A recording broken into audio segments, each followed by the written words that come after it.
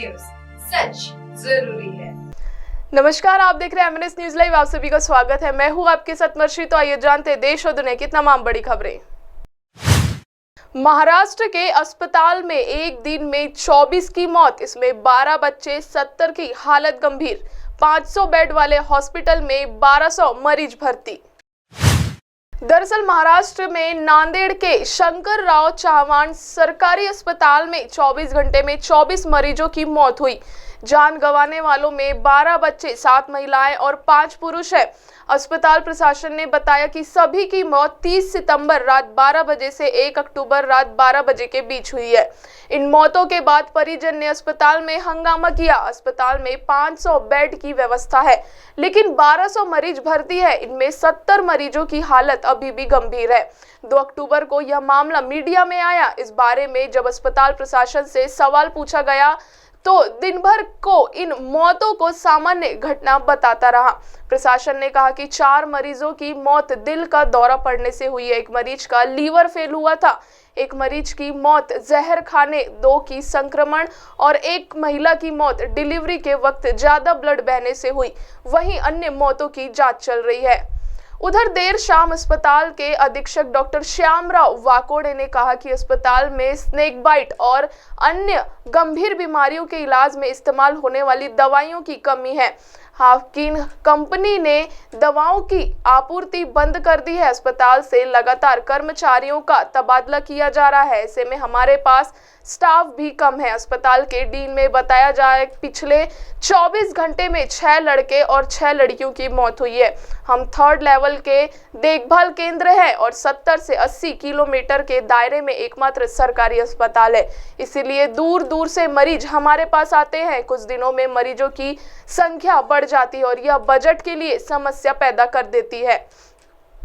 Dean ने बताया कि हमें हाफकिन नाम के एक संस्था ने दवाइयां खरीदनी थी, लेकिन ऐसा नहीं हो पाया। हमेशा हमने स्थानीय स्तर पर दवाएं खरीदी और मरीजों को मुहैया कराई है। स्थानीय मीडिया रिपोर्ट्स के मुताबिक राज्य के कई सरकारी अस्पताल दवाओं की कमी से जूझ रहे हैं। मरीजों को समय पर दवा नहीं मिलने से उनकी जान जा रही है। कुछ रिपोर्ट्स में ये भी दावा किया जा रहा है कि दवा सप्लाई करने वाली कंपनी हाफकिन इंस्टीट्यूट से कई अस्पतालों ने खरीद बंद कर दी है, जिसके कारण राज्य में कई अस्पताल दवा की कमी से जूझ रहे हैं।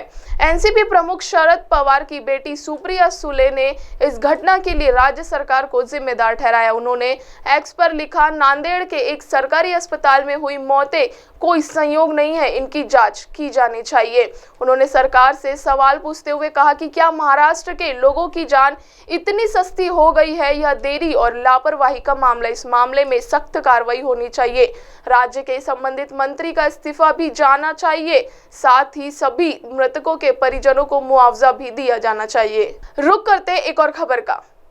पीएम मोदी 2 दिन में दूसरी बार तेलंगाना, छत्तीसगढ़ जाएंगे। दोनों राज्यों में 31,800 करोड़ के प्रोजेक्ट्स का लोकार्पण, शिलान्यास करेंगे।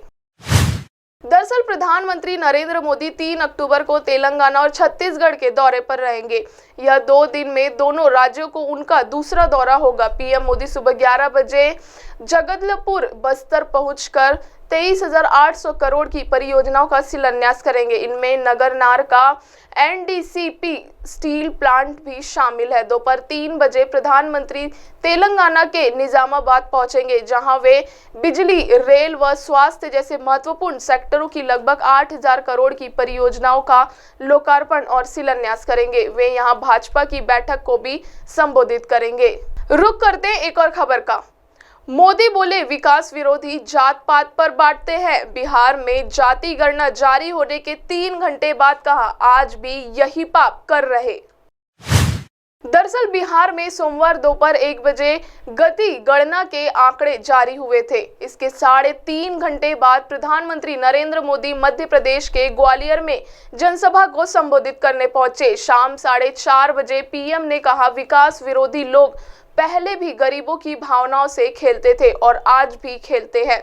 वो तब भी जात पात के नाम पर लोगों को बांटते थे और आज भी यही पाप कर रहे हैं। इससे पहले पीएम राजस्थान के चित्तौड़गढ़ में थे। यहाँ उन्होंने कहा सीएम अशोक गहलोत चुनाव से पहले ही हार मान चुके हैं। राजस्थान में पीएम ने चित्तौड़गढ़ में 7,000 करोड़ के प्रोजेक्ट्स का इनॉग्रेशन और शिलान्यास किया है। मोदी ने कहा कांग्रेस ने झूठ बोलकर सरकार जरूर बना ली लेकिन चला नहीं पाई। मुख्यमंत्री गहलोत बैठते उठते सोते जागते मुख्यमंत्री की कुर्सी बचाने में लगे रहे और आधी कांग्रेस उन्हें कुर्सी से हटाने में लगी रही, लेकिन लूट मचाने के मामले में पूरी कांग्रेस एक रही है। मैं बहुत दुखी मन से कह रहा हूं कि जब अपराध की बात आती है तो राजस्थान टॉप पर आता है। अराजकता, दंगे, पत्थरबाजी की बात आती है तो हमारा राजस्थान बदनाम होता है।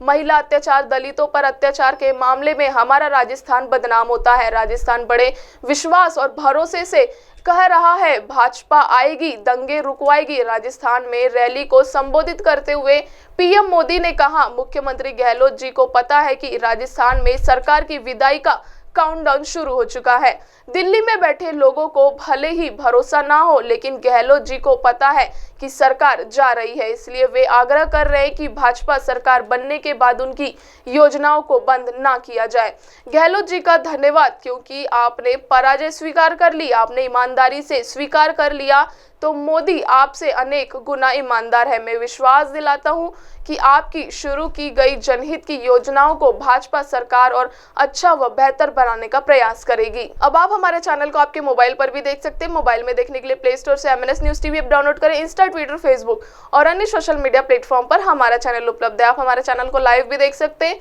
www.mnsnewstv.com पर। फिलहाल वक्त हो चुका है दर्शकों ब्रेक का। ब्रेक से लौटने के बाद देखेंगे देश और दुनिया की तमाम बड़ी खबरें। नमस्कार।